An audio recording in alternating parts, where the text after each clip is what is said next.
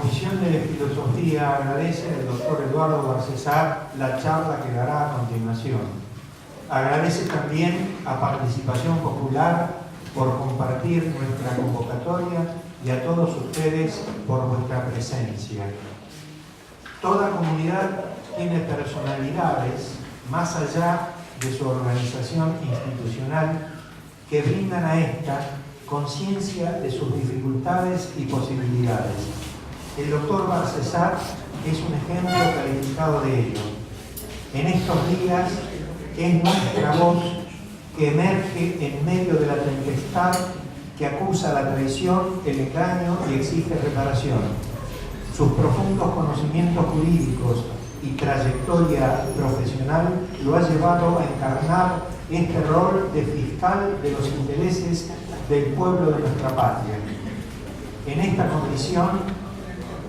en esta condición que nos ayudará hoy a ver, pensar y orientar en esta bruma con la conferencia que nos brindará sobre el derrumbe institucional.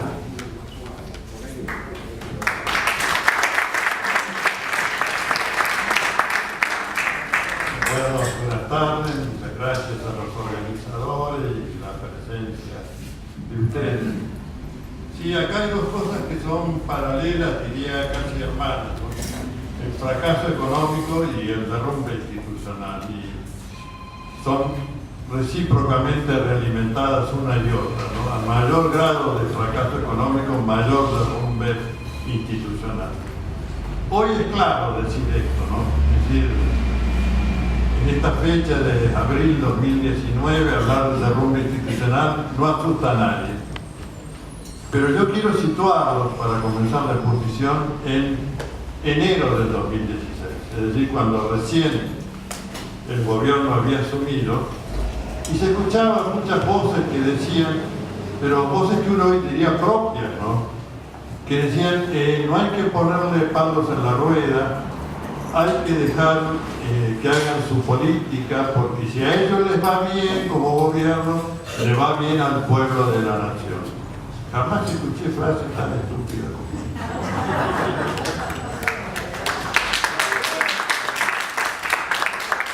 Ya desde el minuto primero, la catarata de decretos simples y de decretos de necesidad y urgencia marcaron ese derrumbe institucional. Por supuesto no voy a poder examinar todo, pero sí aquellos en los que hemos tenido que intervenir, yo diría forzosamente por conciencia jurídica, para buscar, no sé si de impedir en ese momento la actitud avasallante del actual gobierno, pero por lo menos dejar sembrado el camino para cuando recuperemos el poder, tener ya señalizado cuáles fueron los hitos más importantes de este derrumbe institucional. La primera actuación en que nos ocupó fue el tema del decreto que se anunció como de necesidad y urgencia, pero que cuando 8 días después apareció en el boletín oficial, y por una astuta maniobra que vamos a desnudar, se caratuló como decreto simple, ¿no? ¿Por qué? Porque la materia que abordaba, que era materia penal y procesal penal, está expresamente vedada por la Constitución para los decretos de necesidad y urgencia, que es la materia penal, procesal penal. Una de las 4 que la Constitución le veda a los decretos de necesidad y urgencia. Entonces las cacatúas togadas del gobierno pensaron que era inteligente nominarlo como un decreto simple, reglamentario, de esos que la Constitución dice que no pueden alterar el espíritu de las leyes, y evitarse de mandarlo al Congreso de la Nación para su revisión. Este decreto, malhadado decreto en que es, digamos, la madre de todas las disposiciones y protocolos que el Ministerio de Seguridad Interior ha dado para reprimir pueblos, este decreto modifica 45 figuras del Código de Procedimientos en materia penal de la Nación. Y por si se le hubiera escapado alguno, dice, y cualquier otro que afecte la seguridad interior a criterio del Poder Ejecutivo. Con lo cual tenemos una norma penal abierta en esta modificación, ¿no? Y este decreto ingresa subrepticiamente la pena de muerte en la nación argentina bajo la forma de la ley de derribo. El derribo que puede ser de vectores terrestres, marítimos o aéreos.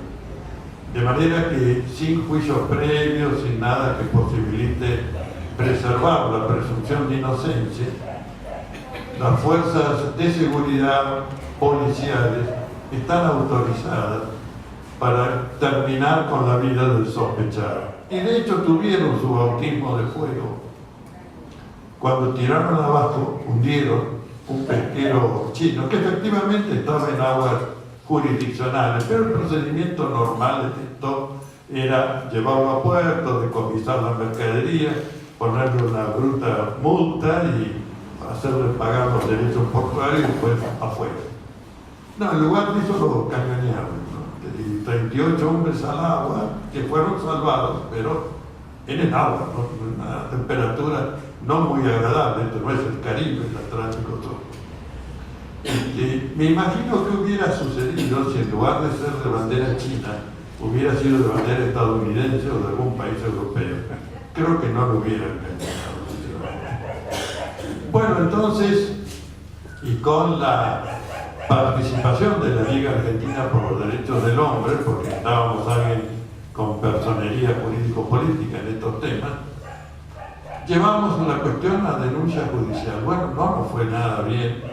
En primera instancia el fiscal lo encontró perfecto el decreto y el juez interviniente también no le encontró ningún óbice constitucional, ¿no? Pero cuando llegó a la Cámara Federal de Operaciones, un entonces integrante de la Cámara, el doctor Eduardo Freiler, en 65 canillas, recuerdo exactamente, dio un voto que es una pieza de derecho constitucional, público y penal, ¿no? Claro, fue el voto único. El otro camarista dijo que debía ser inconstitucional, pero que había que ir a otro juego, al contencioso administrativo, en tanto que Freiler dijo es un delito y es nulo el decreto, las dos cosas, ¿no? Y el tercero, como eran los primeros días de este gobierno, dijo, está todo fenómeno también como después de primera instancia, ¿no? Bueno, Eduardo Freiler pagó con su cargo haber emitido un pronunciamiento de esta jerarquía, y por supuesto la causa no prosperó, pero ya quedó ahí para el día de mañana, espero que venga pronto. Después ingresamos al tema de la negociación con los fondos buitres. Este era un tema que es muy doloroso para todos los argentinos y muy doloroso para nuestra institucionalidad. Debemos recordar que la Argentina había hecho un acuerdo con sus acreedores, casi un 94% de ellos, que aceptaron una quita significativa, dar un plazo más a la Argentina para el repago de la deuda y con una tasa de interés razonable. En todo el sistema de derecho, en el argentino, en el europeo y en el estadounidense, pongo esto de relieve, cuando un deudor alcanza un acuerdo financiero con sus acreedores que represente una doble mayoría, 66% de los créditos, 66% de los acreedores verificados, ese acuerdo es vinculante para todos. Es decir, el 100% tiene que sujetarse, y si no se sujeta él, que haga papel picado con sus créditos, pero no lo puede ejecutar de ninguna otra manera. Esto no lo digo por afirmación dogmática mía. Si ustedes buscan en Google United Airlines, American Airlines, recompusieron su estado de desequilibrio financiero, superando por décimas el 66%, y por supuesto, bueno. Ahora, yo no sé qué clase de juez era Thomas Griffin. Parece que la ley estadounidense le era ajena, porque no aplicó la ley. Algunos enseguida dijeron, no, pero no hay que confundir derechos privados con derechos públicos. Yo, la verdad que a los que dicen esto, les digo, miren, le voy a decir algo máximamente riguroso en el plano de la epistemología jurídica. La expresión es, no me joda, el derecho es uno solo. No vengan con el público, es lo mismo. No hay diferencia. Bueno, ¿qué hizo la Argentina? Pagó 16.500 millones de dólares, fregándose en una ley de orden público que la Argentina adoptó prácticamente por unanimidad y que era la secuela del acuerdo notable, acierto diplomático de la gestión de la presidenta Cristina Fernández de Kirchner y del canciller desgraciadamente fallecido Héctor Timerman.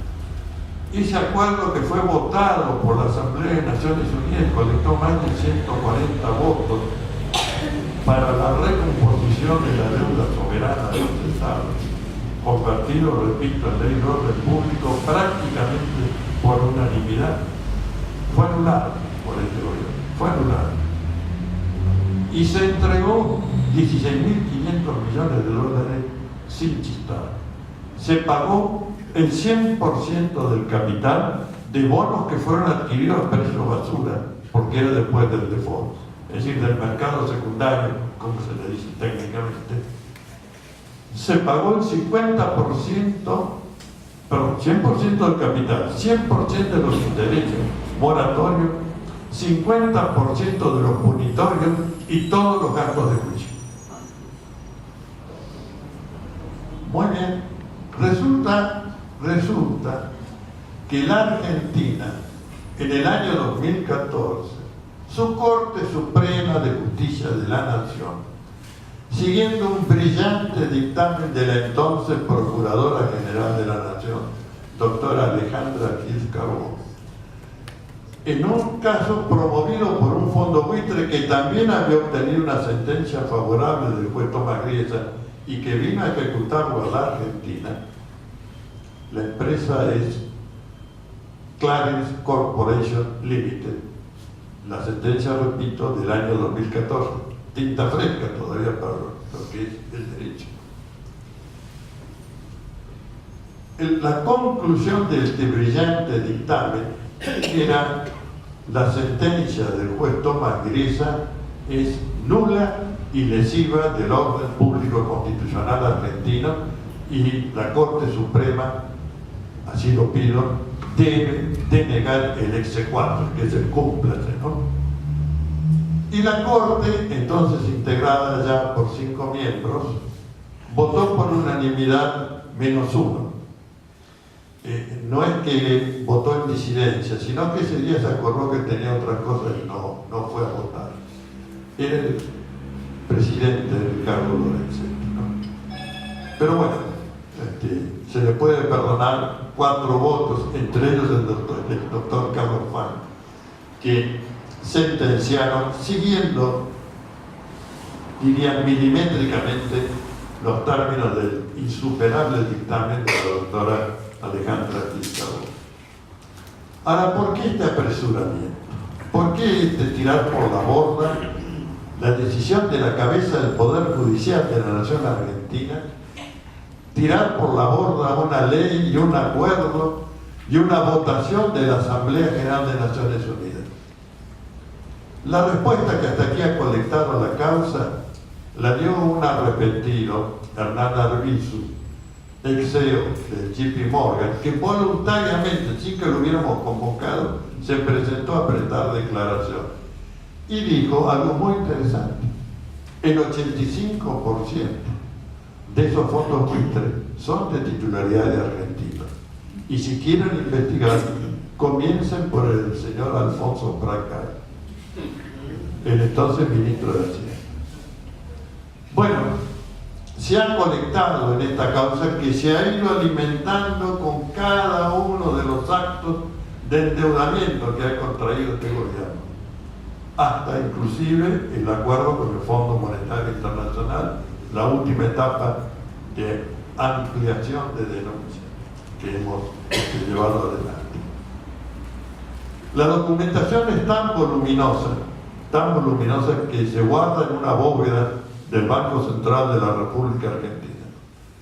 No quiero saber quién tiene la llave, quiero creer el fiscal, que es el que lleva la instrucción, el doctor Federico Delgado, el que acaba de anunciar que se va a ir de la justicia.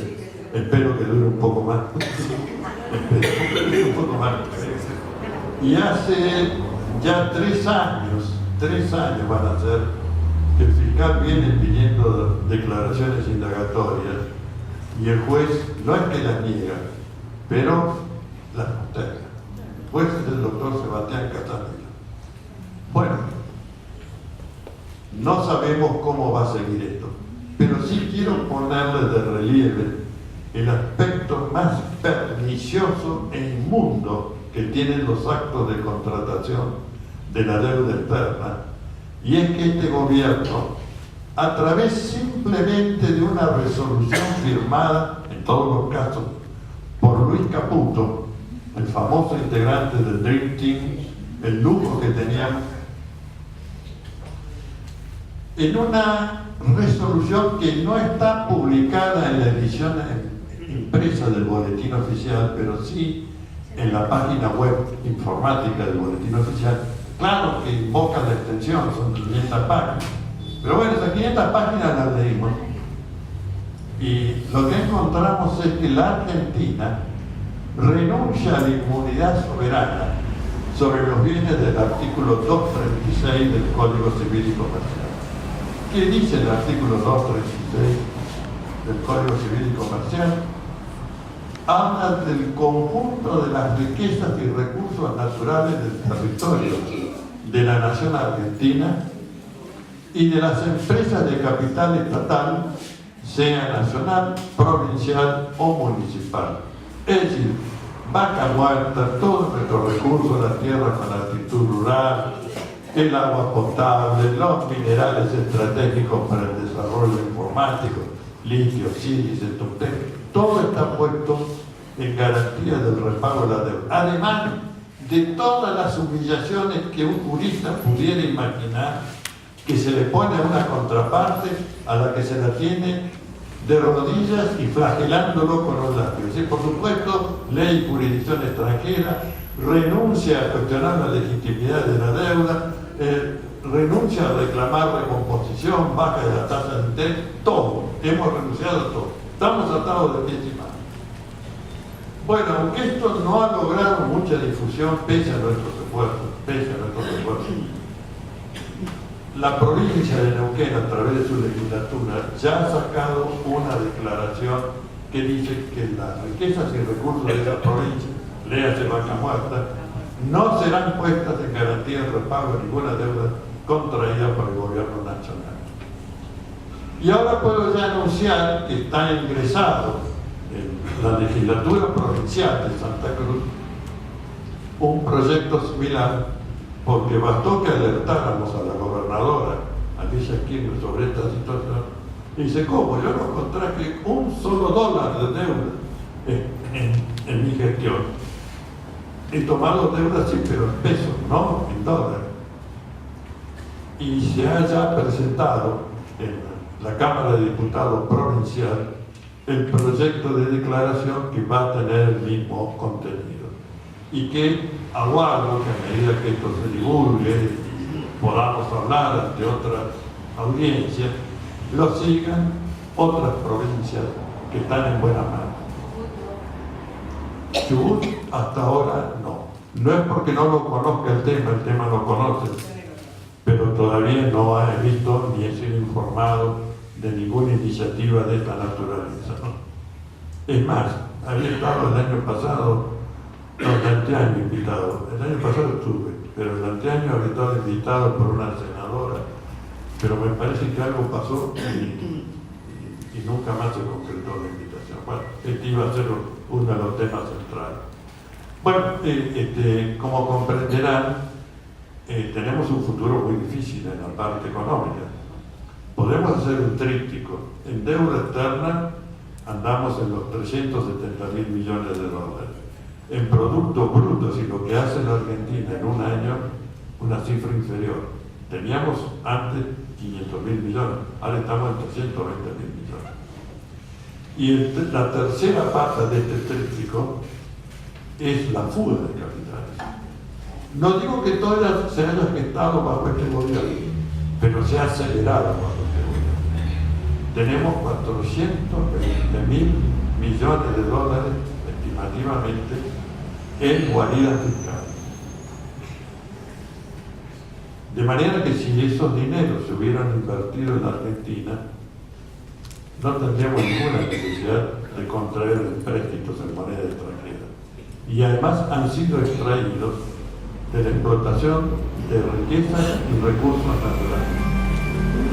Pero como todavía puedo darle una vuelta más de tuerca a esto, quiero transmitirle que de acuerdo a los pactos internacionales de Naciones Unidas, el de derechos civiles y políticos, el de derechos económicos, sociales y culturales, que los dos se inician con la misma cláusula para darle énfasis, que proclaman el derecho de autodeterminación o libre determinación de los pueblos, su derecho a la independencia económica y la titularidad jurídica de los pueblos, recalco esto, de los pueblos, no de los estados ni de los gobiernos, de los pueblos, sobre el conjunto de sus riquezas y recursos naturales. Sí, eso que es del pueblo de la nación argentina ha sido puesto en garantía del repago de la deuda sin forma alguna de consulta. Y también se ha birlado al artículo 124 de la Constitución Nacional, que bien o mal, no voy a abrir juicio sobre esto, dice que la titularidad originaria de los recursos naturales es de la provincia. Bueno, ni la provincia ni el pueblo de la nación, por una resolución semioculta firmada por un ministro de Hacienda que tuvo que ir a refugiarse a las playas de Brasil, es que todas nuestras riquezas y recursos naturales están comprometidos en garantía de repago. Como comprenderán, es muy importante que haya un juicio que haya colectado información, que todavía no tengamos indagatoria concreta, porque el día de mañana, y aquí va una crítica hacia toda la política, en lugar de hablar de renegociar la deuda, nosotros vamos a hablar de revisar la deuda. Porque la deuda es un término jurídico. Y en el derecho, para que un acto jurídico sea vinculante, tiene que satisfacer tres requisitos: emanar de una autoridad competente, seguir el procedimiento establecido en la ley superior, la Constitución en este caso, y tener un contenido razonable.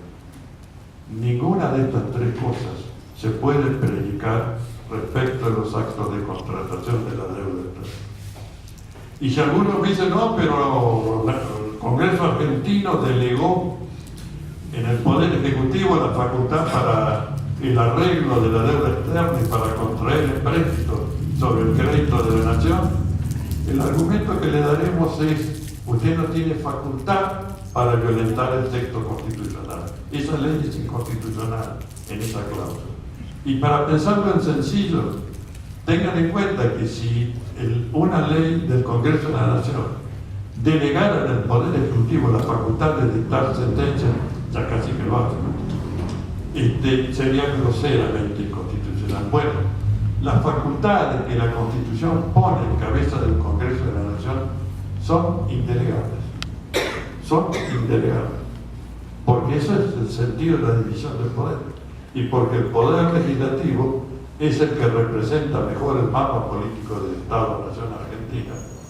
Y porque además, si no es un detalle meramente formal, de los tres poderes que regula la Constitución Nacional, el primero es el legislativo, después viene el ejecutivo y cierra el judicial, ¿no? De manera que yo insto que toda reunión política, cuando alguien diga renegociar y empiecen a pensar de dónde nos van a expoliar un poco más para atender a la deuda, digamos, no, el verbo primero es revisar. El control de legalidad o control de constitucionalidad es un requisito indispensable para nuestro futuro. Y si los acreedores están diciendo, pero ¿cómo yo contraté con el Poder Ejecutivo? Chabón, hubieras leído la Constitución argentina y habrías encontrado que dice que la facultad de contraer el préstito sobre el crédito de la nación es del Congreso de la Nación. y la facultad de celebrar acuerdos o tratados con organismos financieros es del Congreso de la Nación y no del Poder Ejecutivo. Y es bien claro, además, tratándose de acuerdos con organismos financieros internacionales, que los verbos aprobar o desechar indican un pronunciamiento previo a la entrada en vigencia del convenio. No son a posteriori, son previos. Si esto se salteó, pues utilizaremos dos principios o estándares del derecho. El primero de ellos, que viene desde el derecho romano, no se escucha al que alega su propia torpeza. Y cuando se trata de un acto nulo, ninguna acción tienen entre sí los otorgantes del acto nulo. Segundo principio jurídico. Y cuando se está frente a un acto nulo, también el principio general del derecho es volver al momento previo, al de la concertación del acto nulo, ¿no? Estos no son chicanas, quiero decirlo claramente y vulgarmente. No son astucias de abogados litigantes. Son principios constitucionales y de la teoría del derecho que yo desafío a cualquier académico que quiera debatirlo, con sumo gusto lo haré, porque entiendo que no hay forma de escapar a esta estructura jerárquica del orden jurídico y a los principios vertebrantes de la teoría del derecho. Bueno, se metieron con las Fuerzas Armadas, se han metido con un sinfín de temas en esta institucionalidad y han encontrado un socio activo para este derrumbe institucional que se llama Justicia Federal del Poder Judicial de la Nación. Claro, esto si lo decíamos también en el 2016 podría suscitar, recuerdo que en algún debate alguien me dijo: vos sos un denunciante profesional, a lo que le contesté, y vos sos un encubridor profesional. No, quedamos claros. Además, si uno ha tenido de la universidad pública, y me enorgullezco de haber hecho primaria, secundaria y universidad en la universidad pública, es para devolverle al país algo de lo que hemos recibido de ese país.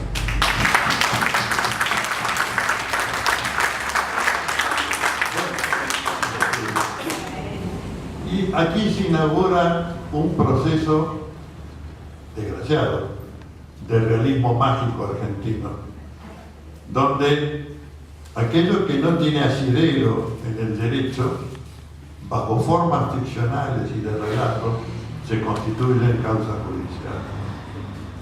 Las hay un montón, pero voy a tomar las más emblemáticas. El asesinato de Niño. Entró un comando venezolano, iraní, pakistaní, no sé qué más, y logró colarse por los azulejos del baño y bueno, no, es una privación de vida propia, cada uno da su juicio, pero ninguna duda que desde el punto de vista de la racionalidad del discurso jurídico y de las prácticas jurisdiccionales es positivo y no. Claro, ahora ya está medio fisurado y se está cayendo. Ya nadie sale los 18 de febrero o los 18 de enero a recordar el magnicidio del fiscal tan limpio y tan eficaz. Bueno, ni lo uno ni lo otro, claro. Es una de las que se está cayendo. También vaticino que se va a caer la causa del memorándum de entendimiento. Eso que era un acto de guerra que estábamos encubriendo. Traición a la patria. Sí. Entonces, bueno, esa parte ya la Cámara le pareció muy grueso y lo quitó. Pero dejó la del encubrimiento agravado, obstaculización a la justicia y violación de los deberes de funcionarios públicos. Y claro, un profesor de Derecho se tiene que preguntar, no es muy difícil, si el acto jurídico complejo, que es la aprobación de un tratado, no se completó porque preveía el memorándum de entendimiento, la aprobación del Congreso de la Nación Argentina y del Parlamento iraní, no se logró este segundo paso, y a su vez el que se logró en la Argentina, fue declarado nulo por la justicia, bien o mal, yo creo que mal, pero no importa, declaró nulo. Por lo tanto, no tuvo principio de ejecución. Como un acto inexistente para la teoría del derecho, obstruye, encubre y comete violación de los deberes de funcionarios públicos. Bueno, esto es una pavada para el derecho, pero es muy grande para los jueces, no sé. Ahora ya los jueces están diciendo, bueno, cuando llegue el momento en el debate oral vamos a considerar estos argumentos. Quiero aclarar que los planteé en primera instancia, en instrucción, en Cámara, en Casación Federal, todo para el tribunal oral, para el tribunal. Mientras tanto el juicio sigue andando, claro. Ahora ya nadie se acuerda o no le presta mucha atención porque salió de escena y ya vamos a ver por qué. Pero esto es realmente para que nuestro poder judicial sea revisto en su totalidad, ¿no? Porque hasta la Corte podría haber emitido alguna acordada para salirle al cruce este disparate jurídico, pero sigue andando calladito. Y bueno, como no hay detenidos en este caso como tal, perdón, me equivoqué, está detenido el compañero de Quebracho, Fernando Teche. Fernando Teche sigue, bueno, pues se acumuló por otra causa, pero no por esta causa precisamente. Bueno, y llegamos a la cumbre del disparate institucional, claro, la causa. Estoy muy sensible con el tema porque vengo hoy a hablar ante la Cámara de Casación Federal, bregando por la libertad del único privado de su libertad que sigue allí, que es el ingeniero Gerardo Ferreira, un hombre de una larga militancia, pasó 9 años detenido bajo la dictadura, arrancó antes, fue preso de Estela Martínez de Oz y siguió, acá hay otro. Estela Martínez.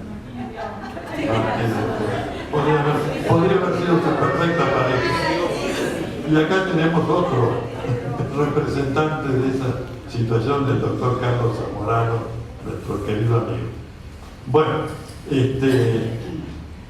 ahora es preso de esta otra situación, ¿no? Claro, son 9 meses y no 9 años lo que llevan, pero porque no se prestó a mentir. Casi de rodillas le pedían que denunciara a los mugrientos, textuales palabras del fiscal Stornelli, y hoy lo dijo porque intervino por videoconferencia en la audiencia. Dijo, me pidieron que denuncie a los mugrientos, y cuando le pregunté quiénes eran los mugrientos, vio, no. Néstor y Cristina, ¿quién otro no se conoce? Bueno, y este hombre se negó a eso, por dignidad moral, por limpieza de conciencia, y está pagando, es un hombre ya de 68 años, está pagando con su salud y con su privación de jurisdicción el no haber mentido. Es cierto que esta le subyace otras circunstancias.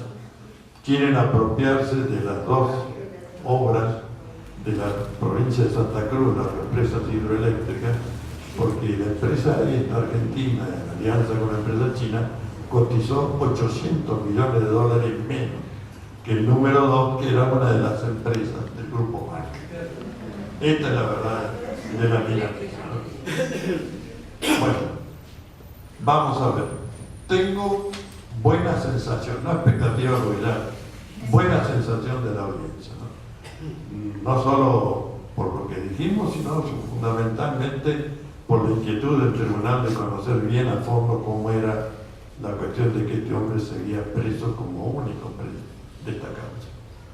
Bueno, como ustedes imaginarán, ¿quién inicia una causa con fotos o fotocopias que impiden toda peritación sobre la antigüedad de la tinta y del papel, que impide la prueba grafológica, ver quién escribió y en qué condiciones, si en un corrido, si de ratos, como dice el que escribió, bueno, que elige un inimputable para ser el autor material de la grafía, y no porque lo digamos nosotros inimputable, sino porque está declarado inimputable en sede judicial.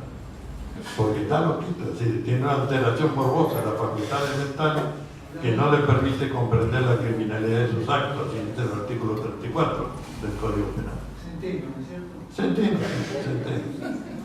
Centeno, el que puso la parrilla, los cuadernos, su obra maestra. Hay que tener mucho espíritu autocrítico para quemar 8 cuadernos. Bueno, vamos a ver.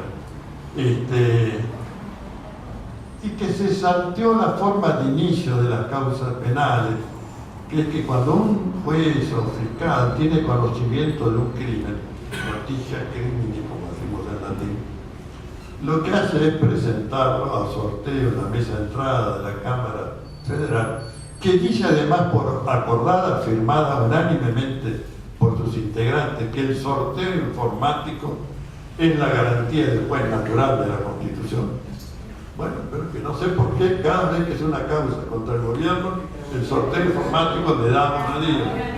Sí, no debe ser tan garantía o tan bueno el sistema informático, o lo que es más probable, se friegan en el sistema informático como se fregaron en el inicio de esta causa, para que se le autoadjudicaran el binomio Bonadío-Estornelli. Bueno, varias de las defensas hemos promovido denuncias o querellas, en el caso de querella contra este dúo y contra toda otra autoridad judicial o del Ministerio Público Fiscal de jerarquía superior a estos de primera instancia que convaliden lo hecho por este dúo, ¿no? Con lo cual estaba diciendo al tribunal: a ustedes también los voy a meter en la querella, si seguimos con esto, de negar jurisdicción, porque no nos abrieron la causa, diciendo que eran meras conjeturas los nuestros. Meras conjeturas. Carajo, se está cayendo el país a consecuencia de lo que se está poniendo en evidencia por la investigación de un juez que sí es un juez natural de la Constitución, un brillante defensor de derechos humanos, Alejo Ramos Padilla, que nos congratulamos.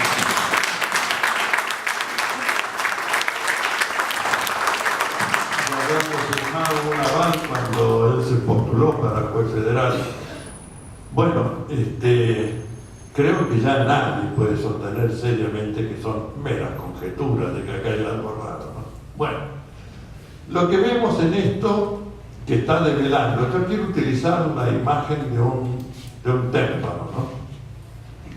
Es decir, hay un tercio visible y hay 2 tercios no visibles. Y tenemos que tener cuidado, porque al igual que con los témpanos, si por alguna razón se rompe el tercio visible, los 2 tercios de abajo recomponen nuevamente el témpano, ¿no? Es decir, que si no se logra avanzar de modo de develar esos 2 tercios que hasta hoy están sumergidos, la metáfora sigue siendo válida y nos señala cuidado que se puede volver a reconstruir esto, ¿no? Yo me acuerdo de un texto de Camus sobre el estado de sitio, donde él finaliza diciendo que el vacío del estado terrorista es un vacío resistente que puede dormir por años en anaqueles, polvorientos, etc., hasta que la memoria de la ciudad se olvide y los carros de la muerte salen a recorrer las calles nuevamente. Bueno, muy poético y muy lindo de recordar aquella frase de Albert Camus. Y con esto puede suceder lo mismo. Tenemos que bregar para que el juez no sea atacado y para que en él se acumule toda la investigación por varias razones jurídicas. Primero, porque no hay negativa de la justicia federal en la medida que un juez federal es el que lleva la investigación. Segundo, porque es el que previno primero. Y tercero, que si no se bifurca, triplica o quintuplica la causa, se evita el riesgo de sentencias contradictorias. Así que hay varios estándares jurídicos que avalan la continuidad y yo espero que la Cámara Federal de Mar del Plata lo ratifique en la condición de esta causa, porque es la única garantía que tenemos de un juez natural de la Constitución y que ya bastante tiene de problematización bregando contra el fiscal que le tocó en suerte, ¿no? O en falta de suerte. Pienso que a medida que esta madeja se vaya desenvolviendo, la ciudadanía argentina va a tener una visión más clara del grado de putrefacción institucional y muy especialmente la justicia federal. No es solamente la justicia federal penal, también la contenciosa administrativa que anda a la par. Yo creo que en la medida que la causa avance, todo va a ser para beneficio de los argentinos, ¿no? De los argentinos de bien. Me parece que no hay siquiera clima político como para sacarlo del juego al doctor Alejo Ramos Padilla, ¿no? Ya el pueblo argentino está demasiado anoticiado de qué es lo que está pasando y que hay una resistencia enorme, y las movilizaciones que ganaron todo el territorio nacional argentina son la parte fecunda de esto. Bueno, y querría cerrar con la pregunta del millón, ¿no? ¿Y de esto cómo se sale? Yo en muchas exposiciones recuerdo la frase de Alicia en el País de la Maravilla cuando le pregunta al gran gato: ¿y de acá cómo se sale? Y el gran gato, con su insuperable sabiduría, le dice: eso depende de dónde quieras ir. Bueno, yo creo que nosotros queremos ir a recuperar el poder, pero no solamente a recuperarlo, y esta es quizás la parte más importante. Tenemos que mejorarlo. Hay muchas cosas que deben ser profundizadas. Y por una ley que enunció Marx y formalizó Althusser, que dice que toda práctica social para mantenerse tiene que profundizarse. Si se estanca, retrocede.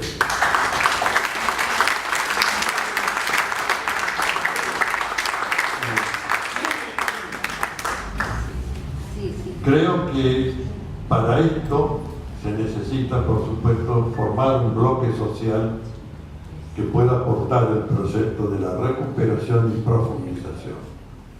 Y para ese mismo bloque social pensamos que un gran instrumento jurídico para poder recuperar y afianzar el proceso popular, democrático, inclusive, igualitario, la reforma constitucional o una nueva constitución se vuelve el instrumento de mediano plazo en que debe valerse.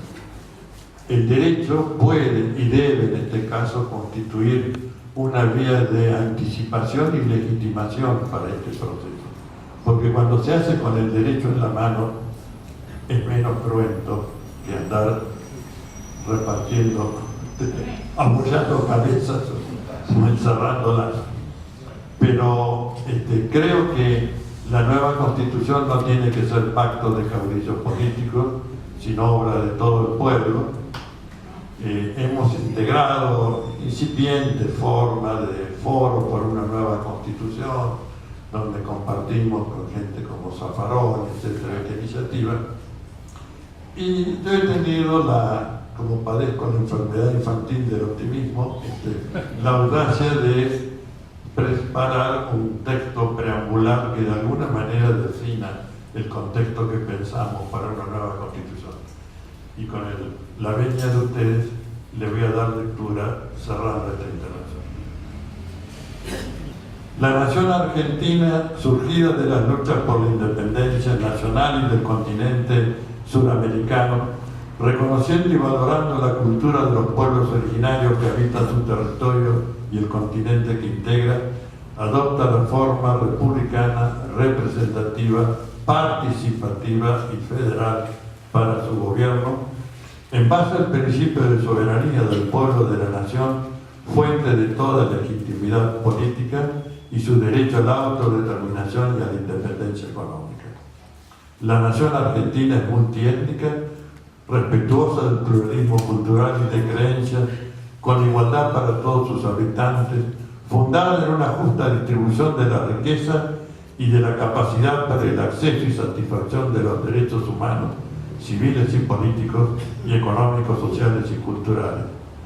La nación argentina es un Estado social del derecho, respetuoso de la paz entre las naciones y del principio de no injerencia en las cuestiones internas de los Estados, No habrá en su territorio armas de destrucción nuclear o masiva, ni bases militares de potencias extranjeras.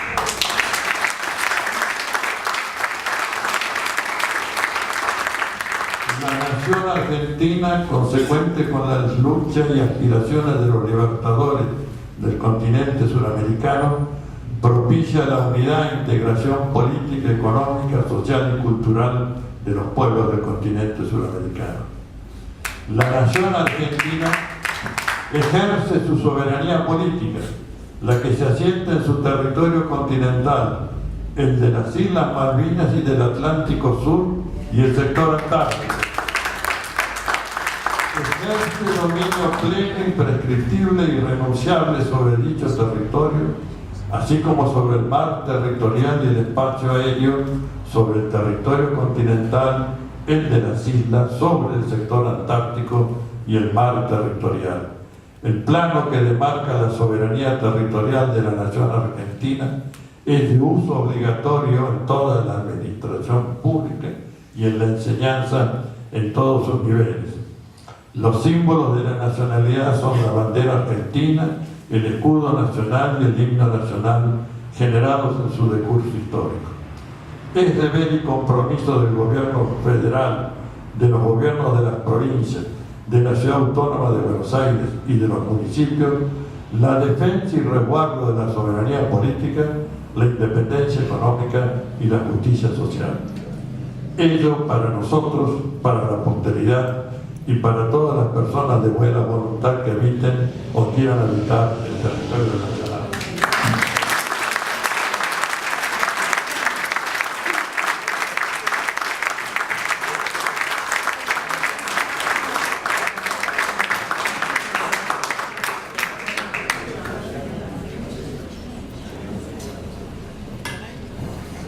Bueno, luego de esta riquísima exposición vamos a abrir para algunas preguntas y lo que pedimos que para tener mayor participación seamos concisos y breves.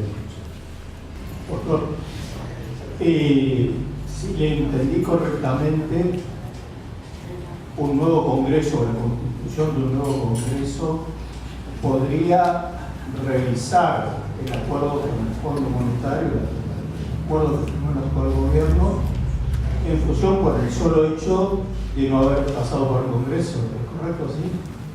Sí, pero si bien no lo dije cuando hablé de la nueva Constitución, pienso que la Asamblea Constituyente es el órgano más genuino de expresión de la soberanía del pueblo para que instruya al futuro gobierno las bases de la revisión de la deuda externa y la fuga de capitales. Porque yo creo que va a necesitar ese pronunciamiento del nuevo gobierno para tener una herramienta jurídica insospechable en ejercicio del derecho de autodeterminación del pueblo argentino para poder enfrentar acreedores externos y toda la manga de lacayos de ellos que van a venir a ladrarle a la Argentina para obtener una lonja de nuestro territorio o de nuestros recursos y riquezas naturales. Quiero hacer una pregunta, así en general, no específicamente con la charla de hoy. ¿Hay alguna manera de que se hable de los millones de dólares de manera que la gente lo entienda? Porque todavía hoy la gente entiende, las personas entienden los 8.900.000, 400.000, el doble, pero no entienden la parte bursátil, etcétera, etcétera, y tampoco cuando se habla de miles de millones, etcétera. No sé si es una pregunta. Yo no he hecho una pedagogía de la deuda, pero creo que las cifras son tan brutales y la situación económica tan mal que si con esto no se entiende, bueno, renunciemos a la política. No le trae la ficha. Bueno. No me refiero a nosotros. Ya sé que no nosotros, pero lo que pasa es que lo de López nos mostraron tanto los bolsos que lo hicieron perfectamente. No hablamos sobre libros. Bueno, es la primera vez que me hacen una pregunta de cómo hacer de comprender a la gente que estamos como la mismísima mona, endeudados y atados de pies y manos. Bueno, seguiremos en la brega, pero el tema aquí es la comunicación social. Y la comunicación social tenemos que aprovechar los espacios y resquicios más mínimos para llevar esto adelante. Fíjense el tiempo que llevó desde que reprochamos esto de que las riquezas y recursos naturales hubieran sido puestos en repago de la deuda, para que dos gobiernos provinciales hayan recién reaccionado, ¿no? De manera que es una tarea muy, digamos, muy significativa y con pocas manos hasta acá, ¿no? Con pocas manos hasta acá. De manera que también hay que hacerse cargo de que hay que vencer los escepticismos propios, ¿no? Es decir, hay muchos que dicen, no se puede hacer nada, no vamos a poder revisar, mejor sentémonos a negociar, a ver, incrementemos las exportaciones para pagarle. Acá tenemos que tomar una medida profunda, calar hasta el hueso y recuperar el poder de determinación sobre la economía, porque si no estamos fritos, ¿no? Y tenemos que tomar medidas muy drásticas para recuperar la fuga de capitales.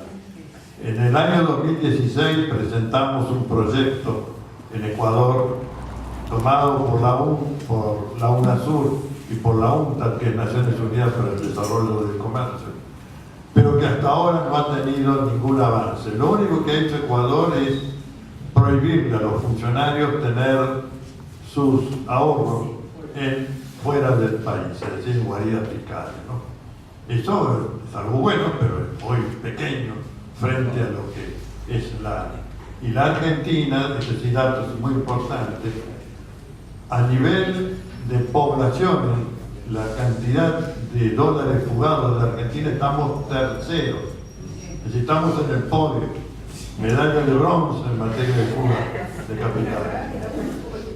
Entonces, la tarea de concientización es, yo no soy experto en comunicación, pero requiere una actividad de todos, ¿no?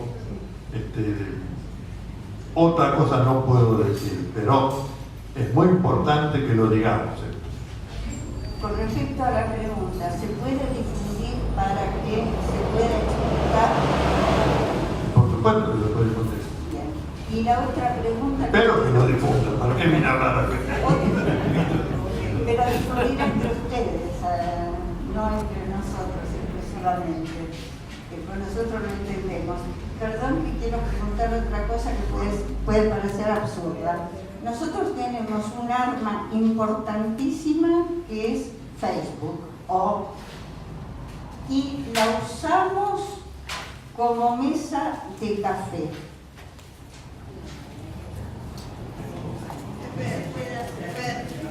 Bueno, hay de todo en Facebook, pero que nos tenemos que apropiar de las redes sociales, y eso no me cabe. Perdón, la propuesta de Convención Internacional para Prevención y Sanción de la Fuga de Capitales importa control de cambio. La palabra seco no parece un castigo medieval. Control de cambios, por supuesto. Es decir, no se puede sacar dinero así a la libre. Y es lo que yo hago.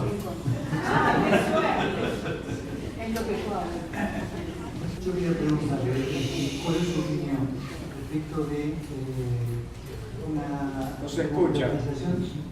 la democratización de la justicia que llevó adelante Cristina Kirchner?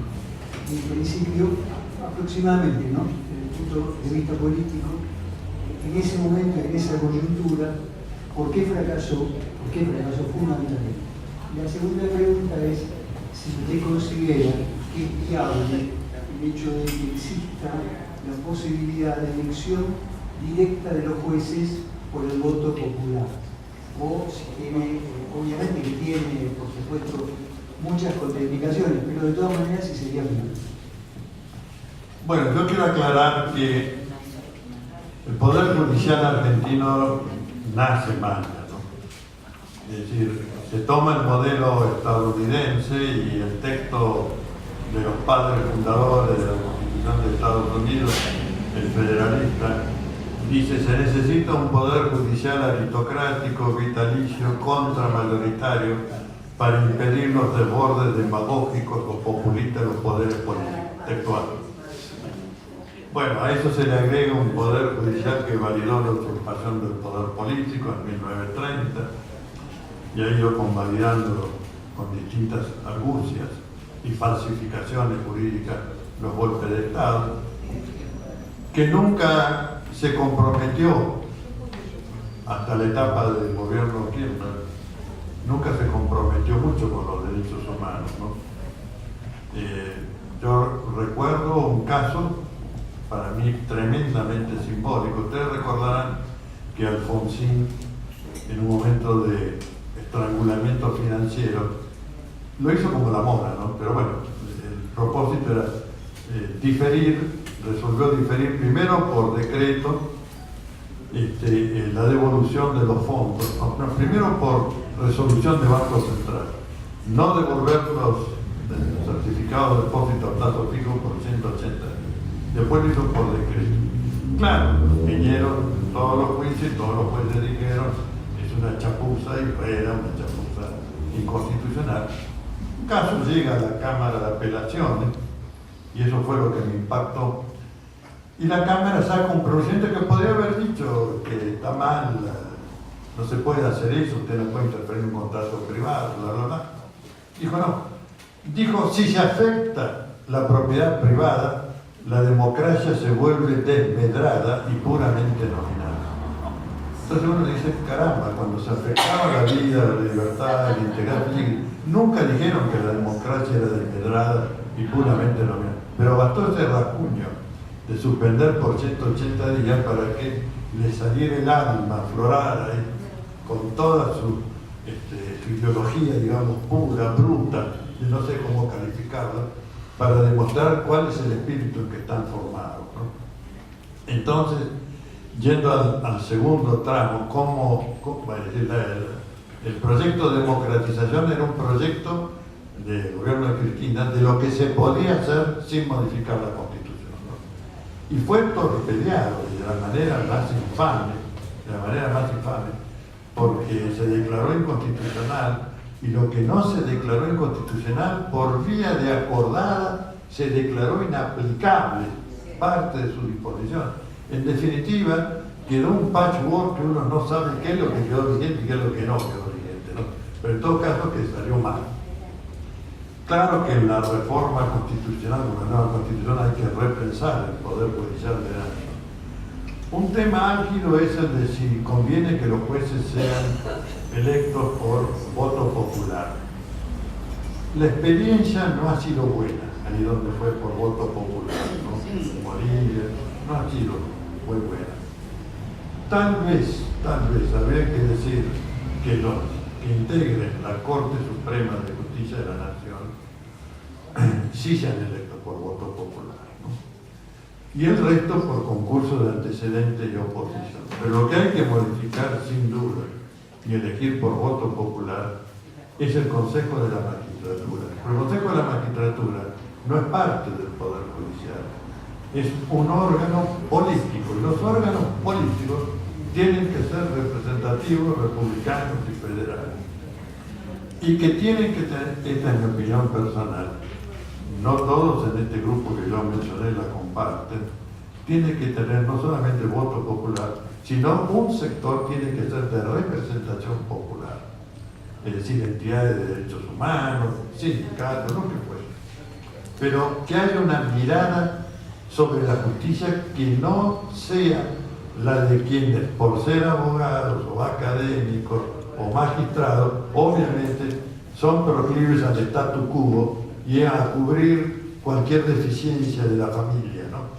Entonces, esto me parece importante lo que puedo aportar. Y los mandatos tienen que ser periódicos, renovables pero periódicos. En la República no hay mandatos vitalicios. Estamos frente a varias dilaciones, ya mencionado, Una que está Torrelli con su rebeldía sigue indefinidamente, ya van 15 días, supuestamente Casal tiene que tomar una decisión y tampoco la toma. Y por otro lado, la Corte mira, ¿no?, todo eso que está pasando. Entonces, la pregunta mía son dos. ¿Hay algún límite? ¿Cuál es? Y la otra, si hay alguna instancia en la reforma constitucional que impida esto. O sea, o depende de las personas. O sea, según quién esté el Poder Ejecutivo, se deciden cosas que no tienen nada que ver con lo que supuestamente se tiene que hacer. Bueno, en cuanto a cuándo puede cesar el carácter de fugitivo de Tornelli, va a depender hasta ahora del avance y de la posible, previsible y deseable suspensión que se le aplica. En el momento en que se suspenda tendrá que ir a presentarse, o ahí sí lo pueden llevar de las pestañas, ¿no? El tema más profundo es el tema de los fueros, ¿no?, en general. Ahora López Obrador en México ha impulsado la supresión de los fueros para que no haya nadie ajeno. Yo creo que son todos resabios monárquicos, o papales, ¿no? El rey no puede equivocarse, los papas son infalibles. Yo siempre recuerdo un tramo de una obra de un querido amigo, doctor Marín, que recrea la defensa de Luis XVI hecha por Morrison, ¿no? Y exclama ante el tribunal: un rey no puede ser juzgado, un rey debe reinar o morir, pero nunca ser juzgado. Bueno, Tornelli debe ser un diminuto Rey del hambre. Y estos resabios monárquicos hay que sacarlos de la República, ¿no? Todavía nos faltan tramos, han pasado más de 400 años, pero tenemos que hacer cosas para remover esos principios de que el poder es injusticiable, ¿no? Bueno, yo quiero hacer una pregunta que debe estar en la cabeza de muchos de nosotros, y es frente a las próximas elecciones, ¿qué apoyatura legal podemos llegar a tener frente a la posibilidad de un fraude, donde ya se está conociendo hasta el software que se va a utilizar? Entonces quisiera ver desde el punto de vista legal qué se puede hacer, ¿no? Porque no sabemos cómo se va a realizar todo esto. Bueno, yo no dudo de que se haya intentado el fraude. Tengo la plena convicción de que este gobierno ha buscado de implementar el fraude. Pero tenemos que celebrar que la Cámara Nacional Electoral le haya puesto un freno y mantener un principio que ya venía de anteriores pronunciamientos de la Cámara Electoral, de que cualquier cambio en la mecánica electoral siempre debe ser para otro periodo y no para la elección inmediata, ¿no?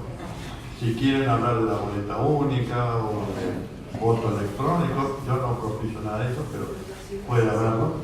Bueno, que el Congreso se encargue para el próximo, y no el Poder Ejecutivo, el Congreso de la Nación. Porque vuelvo a recordar, que en los decretos de necesidad de urgencia, una de las 4 materias vedadas es régimen de los partidos políticos y sistema electoral, ¿no? De manera que esos decretos que se firmaron en el Ministerio del Interior, etcétera, bueno, pueden ir al canasto y nadie va a vertir una lágrima ni una flor, ¿no? Murieron. Si considera que la ley de medios es importante, y en el caso de ser afirmativa su respuesta, ¿en qué estado está la causa para que esa ley se cumpla? Bueno, sí considero la información pública como un tema sustancial, pero somos muchos los que participamos de la idea de que debe estar en la nueva Constitución. Es decir, esto es algo demasiado importante para dejarlo a los vaivenes de los gobiernos de turno. Creo que una información pública veraz y adecuada y que mantenga la pluralidad de las voces, esto tiene que estar en la Constitución, tiene que ser algo inatacable, un punto de no retroceso. Ha habido en los últimos tiempos una presión imperial importante de los Estados Unidos en relación a las posibilidades de retomar la senda de los llamados populismos. Ha sido notorio en Bolivia de una manera muy particular y también en relación al reciente proceso mexicano, aunque no pudieron acallarlo porque la diferencia electoral de López Obrador fue considerable. Esto puede hacerse efectivo de alguna manera, como ha pasado en relación a Brasil. Es decir, el gran miedo es que si Cristina realmente se perfila como candidata concreta, hagan una maniobra como la que hizo el juez Moro en Brasil con Lula. Bueno, desde ya que la receta para esto es ese bloque social hegemónico mayoritario que debemos construir, ¿no? Esta es la receta basada. En la parte institucional, me permito creer que hay una diferencia entre la situación de Lula en Brasil y la situación de Cristina en Argentina, ¿no? Y me baso en datos concretos. Cuando el 2x1 inflamó la conciencia popular, se ganó las calles y tuvieron que retroceder. Cuando se lo ha atacado a este juez que está trabajando en la causa más importante de la institucionalidad, se lo quiso atacar, también el pueblo ganó las calles y se los hizo retroceder. Creo que si hubiera algún acto efectivo de privación de libertad de la candidata, posible candidata electoral, Cristina Fernández de Kirchner, el pueblo va a ganar las calles nuevamente, ¿no? Pero por supuesto, esta creencia hay que alimentarla también con medidas institucionales. Hay que desmontar esa madeja y esa maraña de causas con las que se ha acosado a la familia Fernández de Kirchner, ¿no?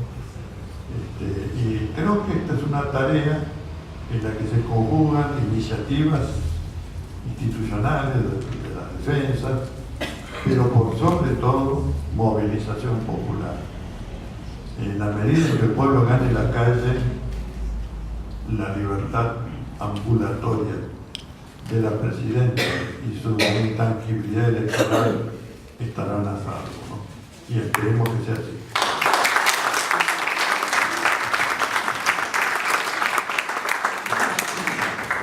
Bueno, yo le agradezco toda su charla porque la verdad es que me da en los ejes de lo que estamos sufriendo como país. Y quería preguntarle algo que usted dijo al inicio y que yo siempre, parece una cuestión de palabras, pero yo siempre tengo una discusión al respecto. Cuando usted nombró fracaso económico, como que eso alimenta el derrumbe institucional. Entonces, quería preguntarle en qué sentido usted dice fracaso económico, ya que yo pienso que este es el plan económico, porque fue la mejor manera de pedir deuda a diestra y siniestra y de quedar en esa posición que querían quedar frente al imperio, digamos. Claro, es correcta la observación. Cuando uno dice fracaso económico, debería aclarar de este lado de la grieta. Para ellos esto es fantástico. Es más, le comentaba recién a algunos compañeros aquí asistentes que están robando territorio de la nación argentina para favorecerse a sí mismos y a los grupos empresarios amigos. Tengo conocimiento de intervenciones, dos de estos robos o tentativas de robo. Uno es el Campo Los Andes en Mendoza, 100.000 hectáreas, que por ley de orden público le corresponde al ejército argentino, porque ahí es donde se hace la cría y adiestramiento del ganado mular. Claro, es un lugar, parece paradisíaco, ¿no? Bueno, los Peña y Peña Brown, para ser más concreto, empezaron modestamente por 10.000 hectáreas por decreto.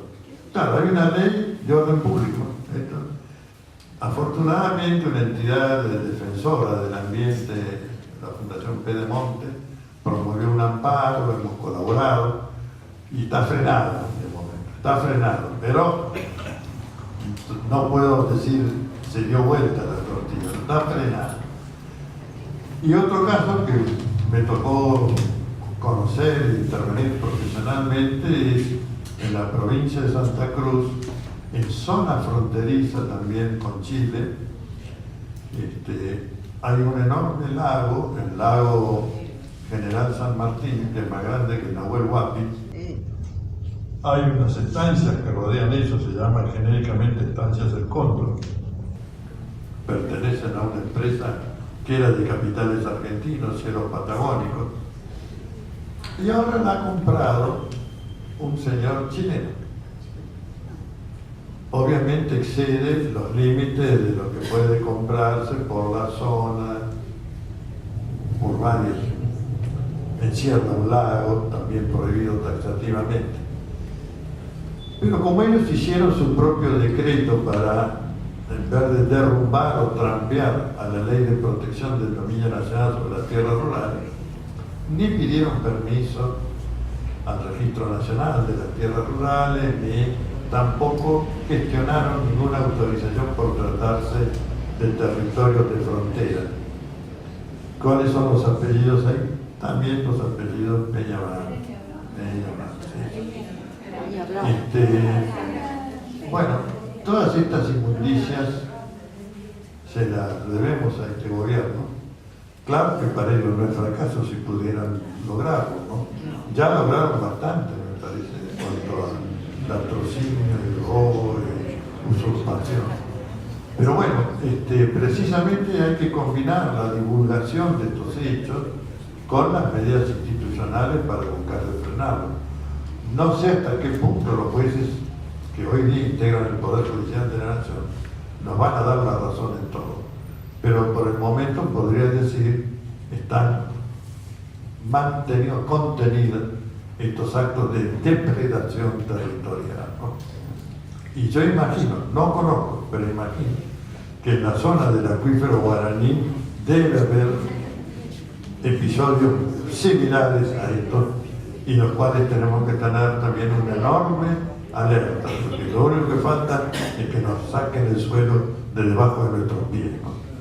Para ellos, claro, es un gran éxito este gobierno. Para el pueblo es un fracaso. Y para la opinión económica internacional es un fracaso. Quería preguntar nada más cómo se conforma la Asamblea Constituyente para reformar la Constitución. O sea, qué porcentaje, cómo hacen para armarla.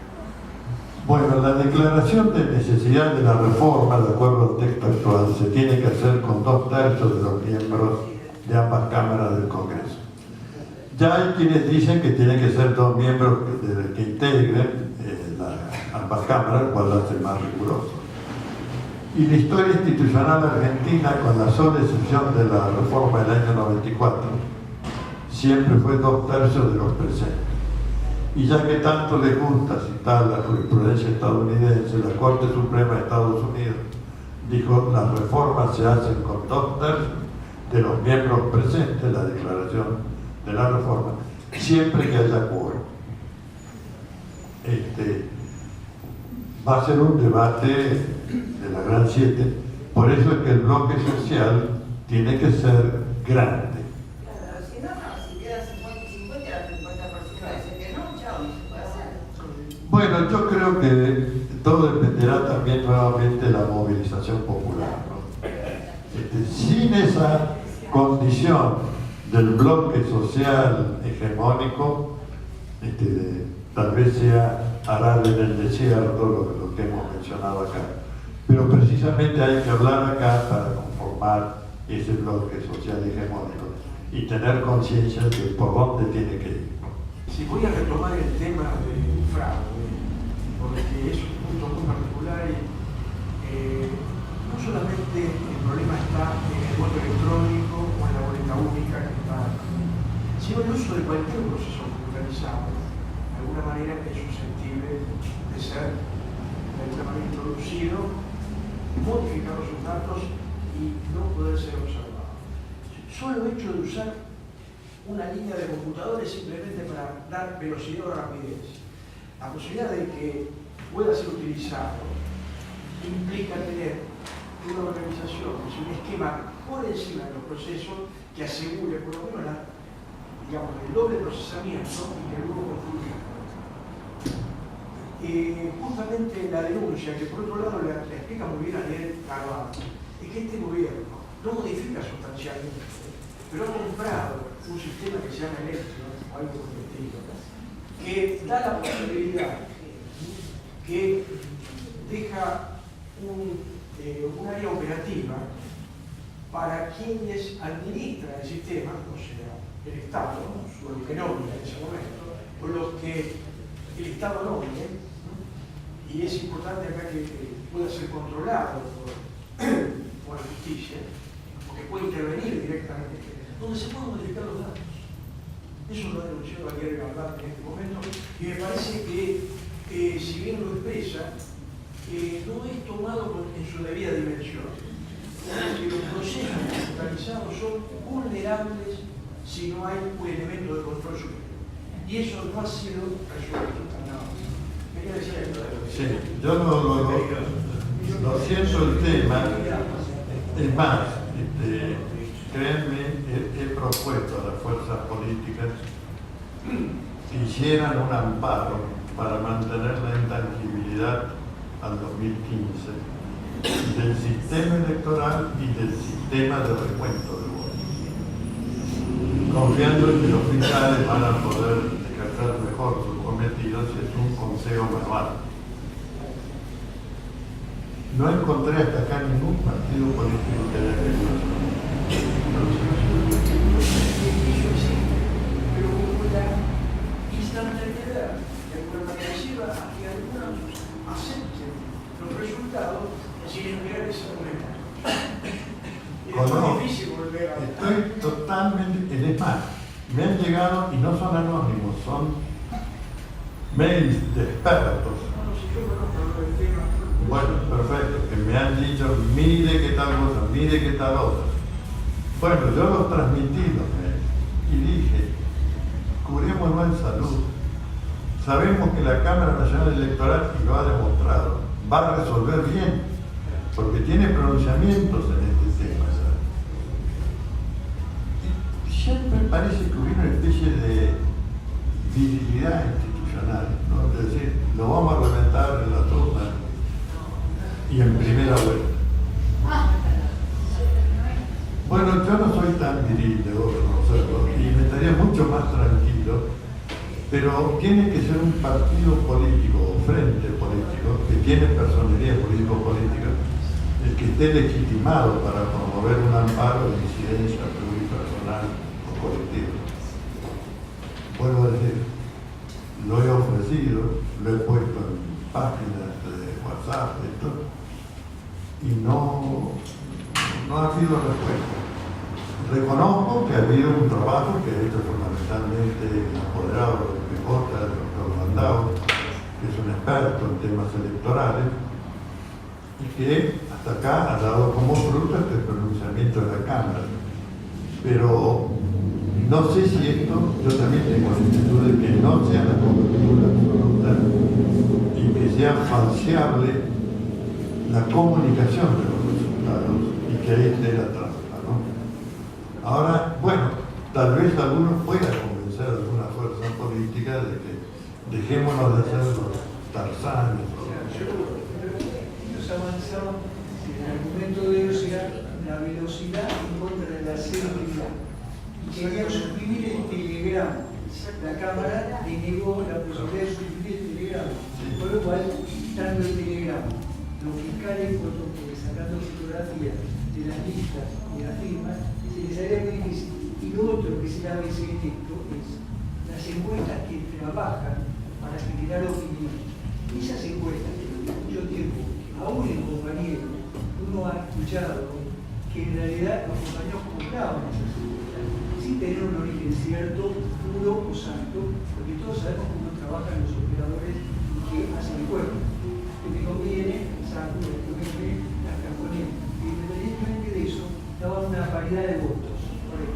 Hoy por hoy ya uno no escucha ninguna encuesta, aún considerando las serias y ciertas, que no den una superioridad, sino mejor dicho, el deterioro del macrismo, pero de forma exponencial.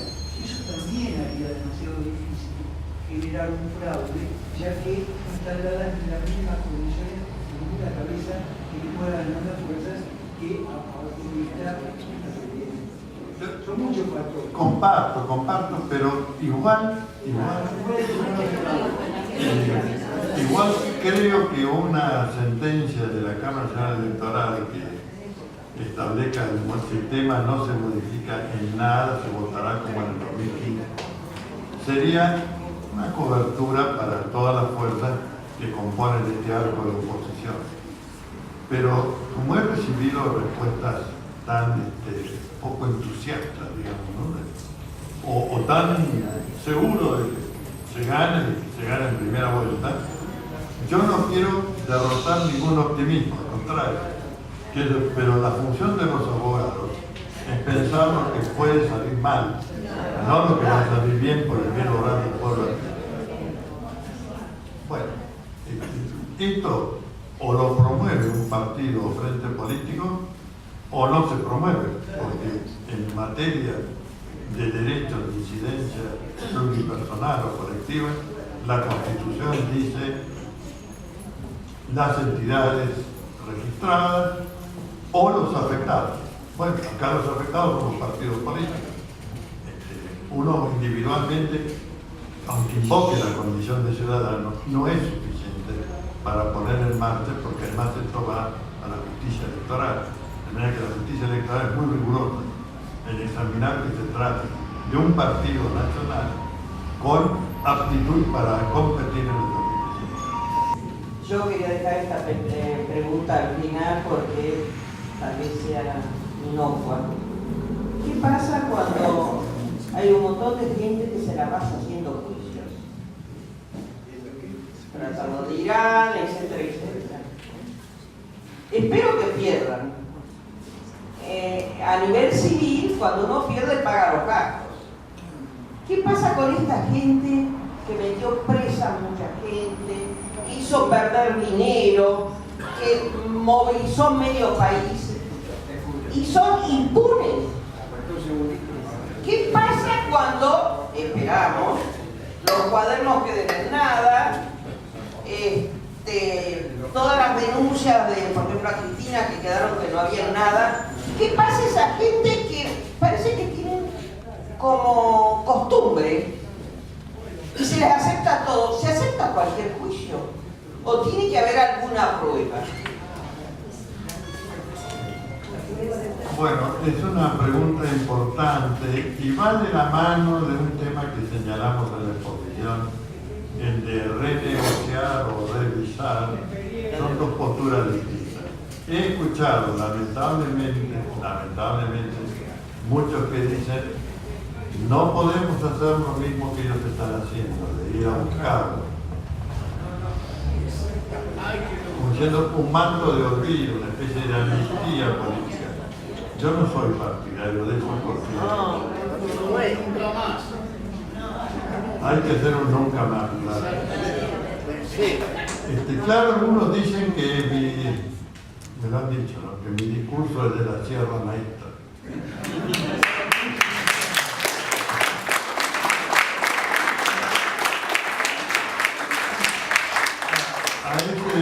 A esa postura yo le he contestado leyendo algunos artículos de la Constitución de 1949.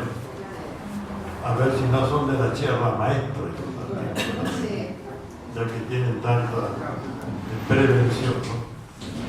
Tenemos que tener mucho cuidado porque todas estas maniobras que buscan de fracturar la oposición, ninguna duda que objetivamente lo sepan o no, lo compartan o no, estén pagados o no para ello, lo cierto es que debilitan el Frente Popular. El Frente Popular tendrá que ir a un gran paso donde todos los que se sientan candidatos puedan presentar su candidatura y donde el pueblo por el voto decida quién es el más apto para enfrentar no la continuidad, la ruptura con este pasado ominoso que nos van a dar, ¿no?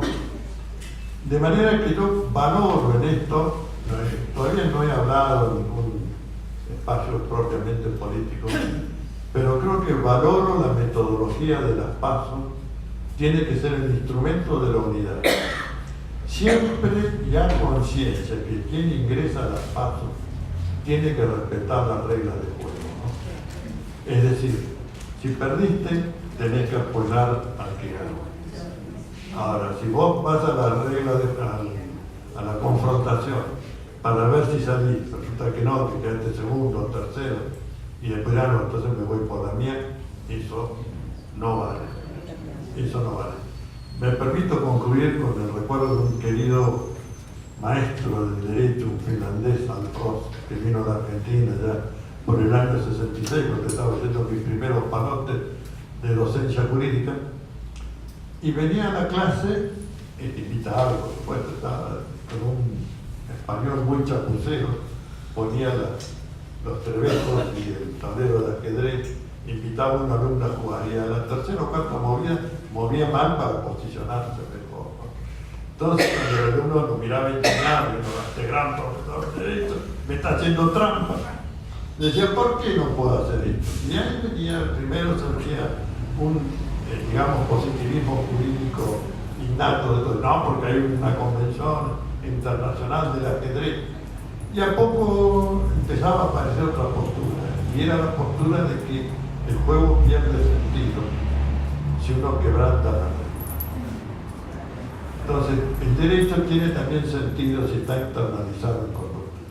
Si hay una norma para las PASO, la respetamos. Vamos, confrontamos, ponemos programas, ponemos candidatos y vemos qué sale. Pero después todos respetamos el resultado.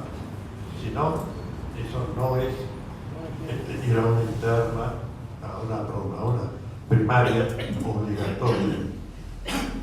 Yo aguardo sinceramente que este frente opositor, patriótico, etcétera, etcétera, tome como un instrumento de validación de la unidad el sistema de las PASO, ¿no? Porque cuando se habla del candidato por consenso, etcétera, bueno, hay que ser un poco más modesto en la vida, ¿no? Hay que decir, vamos a ver si soy candidato por consenso, o si no me apoya nadie, ¿no? Me vota la familia y el gato. Pero me gustaría a todos estos que con soberbia dicen, no soy candidato a consenso, o no soy, decirle, mira un poco bien, no te creas un Dios con un rayo planífero instalado en la tierra, anda a confrontar y construyamos la unidad de esto, y creo que eso también ayudará a un programa común, y espero que sea un programa duro para con este hoy presente y mañana pasado.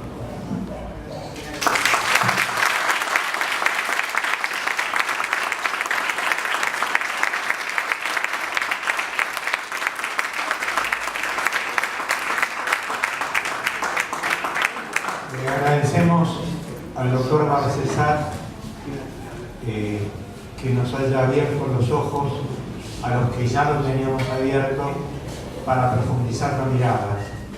Desde ya el preámbulo que planteó no solo es conmovedor, sino que es una bandera de lucha. Y desde ya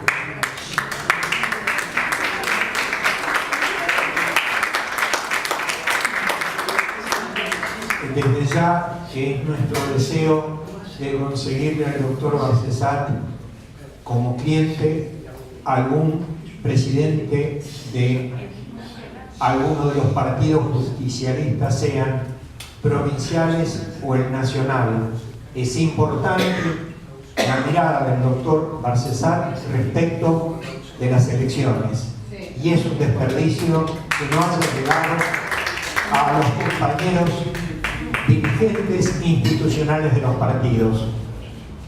Vamos a tratar de conseguirle algún cliente del doctor.